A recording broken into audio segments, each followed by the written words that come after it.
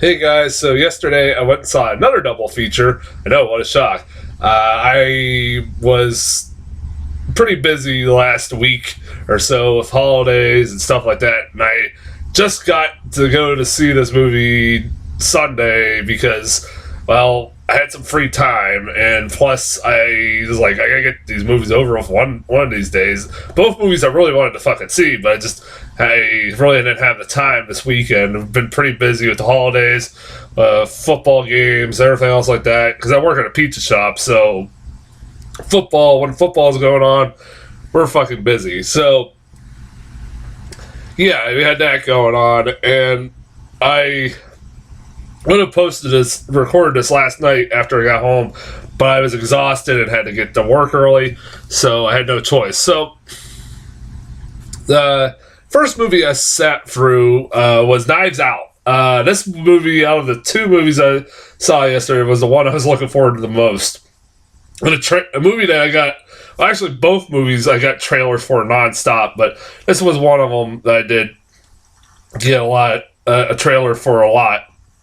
And this movie was a movie I was really highly looking forward to, mainly because I'm a big fan of this kind of genre that this movie was, it was a murder mystery whodunit kind of film, like to the old school films like that, and also stories like Agatha Christie and stuff like that. It was a movie that reminded me of stuff like that, and I was like, I kind of enjoyed the fuck out of that. I was like, this looks like a lot of fun. It had a really good cast, and it had a really good director behind it. Rian Johnson. If you don't know who Rian Johnson is, he's everybody's favorite director. He's the guy who did Looper, which I really fucking enjoyed, and he also did everybody's favorite Star Wars movie, The Last Jedi. People have given him a lot of shit over the last couple of years because of The Last Jedi, and I didn't hate The Last Jedi. It's far from the worst Star Wars movie I've seen.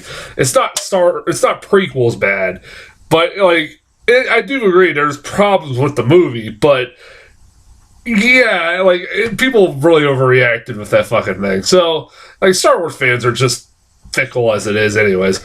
But that's a whole nother discussion for the Star Wars when Star Wars comes out next month. So, anyways, yeah, Knives Out, I was really looking forward to, and I've been hearing really good things about it since it came out.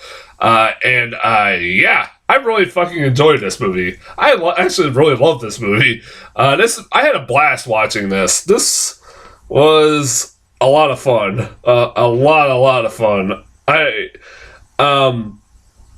This is a movie that it's pretty much a straightforward murder mystery whodunit kind of film, but also at the same time it throws a few twists and turns that, man, oh man, I'll get into a little bit, but no, I won't spoil too. Trust me, I won't spoil it. But there's some choices in this movie that are interesting choices. Let's just say the cast of this movie is great. Everybody from Jamie Lee Curtis, who is the daughter of Christopher Plummer. You got Don Johnson, who's Jamie Lee Curtis's husband.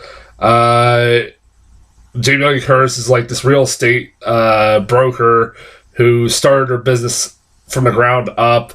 You got Toni Collette is this the widow of one of the children of Christopher Plummer's, who Christopher Plummer has been giving money to since he died, and her and her daughter.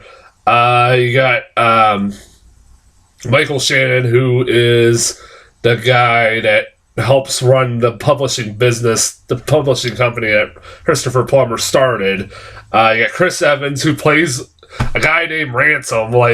That should be a dead giveaway that he's not a good character. For the might as well that's about as fucking on the nose of a name for a character to ever, for a bad guy character since Dr. Victor Von Doom.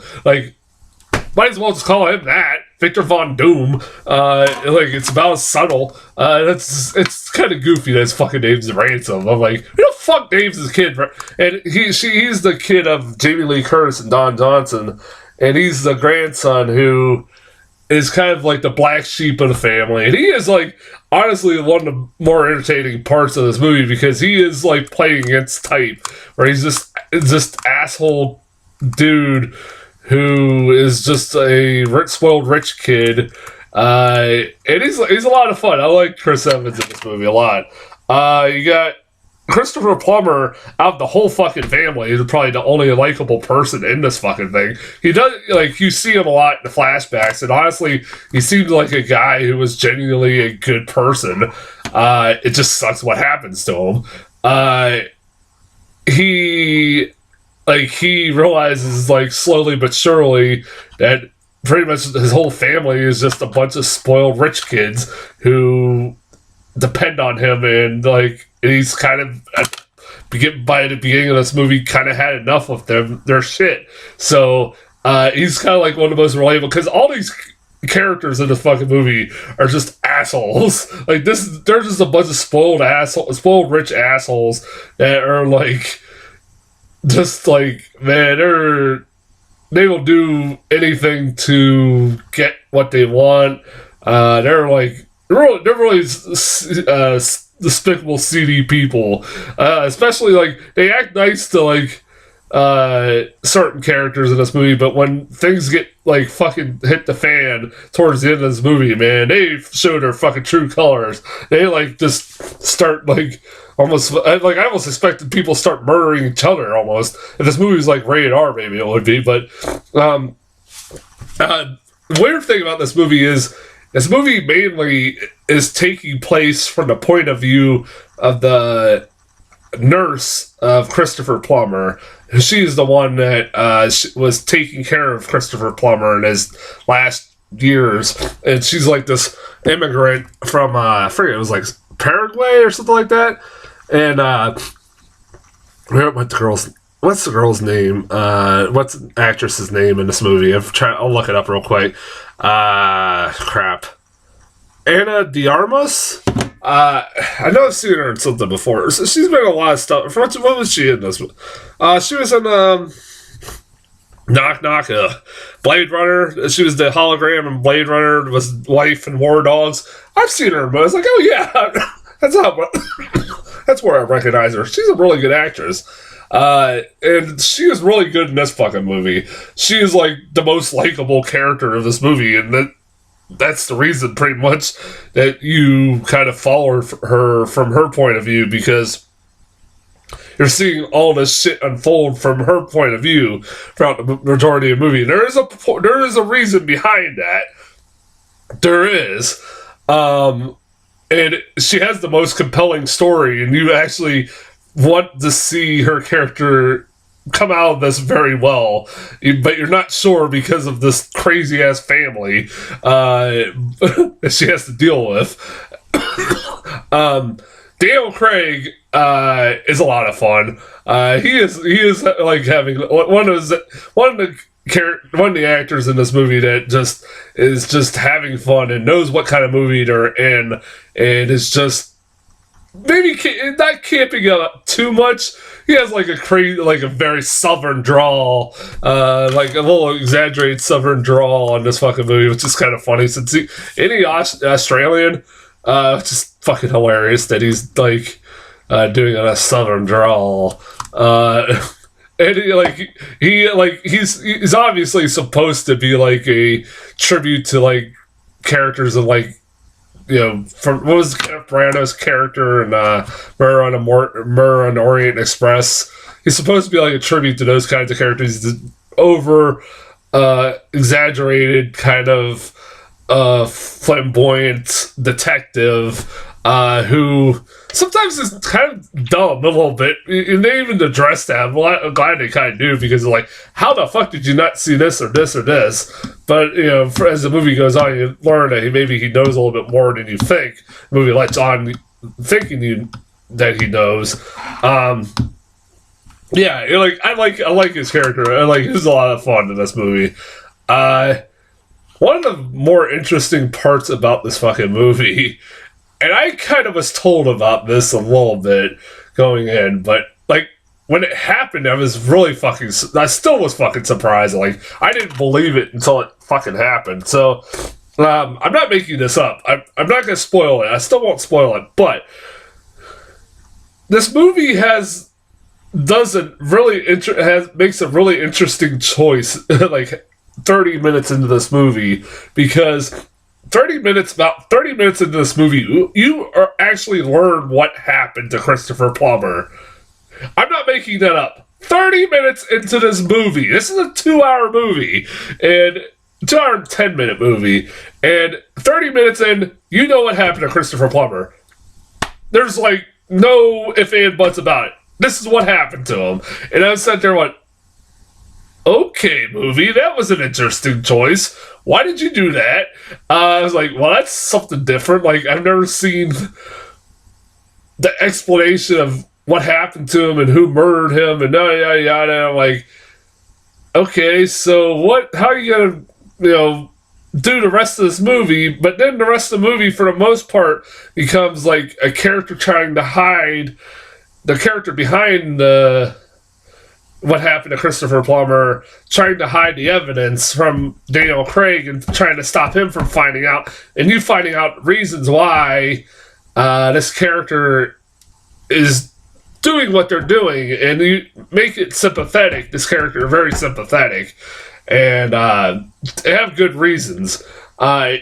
You'll understand more if you see the movie, but then there's also some twists and turns that happen towards the end that are pretty, I guess, pretty early on who the fuck was behind this movie. Behind this whole thing, and it's not. The final reveal was not much of a surprise, because it's a pretty much. I even guessed it from the fucking trailers, and from like promotional material of this movie. Like when you described a certain character, like this person's a person behind this all day, and yep, they are. So I'm like, yeah, there's not much of a surprise, but most murder mysteries you can figure out pretty fucking easily. It's like, at least it makes somewhat sense, and like it's one of those things where towards the end Daniel Craig does like a whole giant monologue where he figures out everything, just miraculously figures out everything, every small little detail. It's like Sherlock Holmes, like Robert Downey Jr. and Sherlock Holmes, like having this big revelation, explaining everything that didn't make sense. So like, it is kind of goofy, but it's like, yeah, you expect those out of these kinds of stories to have that kind of ending. I really enjoyed the fuck out of this movie. I really did. God damn, I love this movie. Knives Out was really good. I highly recommend it. I hope Rian Johnson gets to continue making movies. I'm glad this movie is doing really well. It's doing really well at the box office. I am so happy to see that. Like, nothing is doing well at the box office if it isn't Frozen 2. So, I've seen Beautiful Day in the Neighborhood's doing really well, and that's really positive to hear. So, go support movies like this. I absolutely 100% think you should, because these are, I want to see movies like these do good, and like movies like, I don't know, Charlie's Angels, thank God, didn't do well. I know that's sexist to say. I've been called sexist this past week. So, but yeah, go support this movie. I'm glad people are. It's a really good movie. I highly recommend it. Trailers. Fuck, what the hell did I get? Damn it. What the hell did I get? Oh, Just Mercy, a new trailer for that. It was a brand new trailer for this. That Jamie Foxx, Michael B. Jordan movie where Jamie Foxx is on death row for a murder that he did not commit.